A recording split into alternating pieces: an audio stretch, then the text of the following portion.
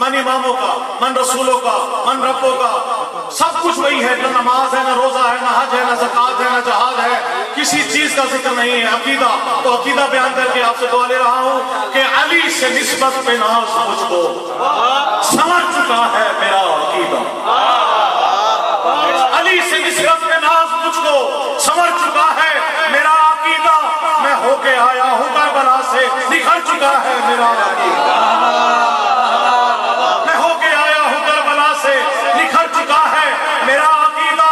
और जवाब उनके नकील लेकर मेरी लहब को सजा चुके हैं कि मुझसे पहले मेरी लहब में उतर चुका है।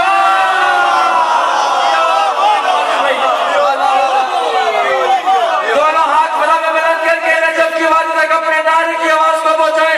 कुल्ले ईमान फला चिराग नारे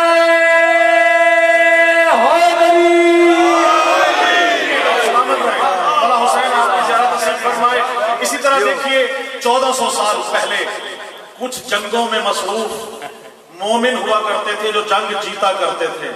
कुछ ऐसे भी थे जो पुश्त के बल चलते हुए भगोड़े जाया करते थे। आए उन्हीं भगोड़ों का तस्करा करेंगे।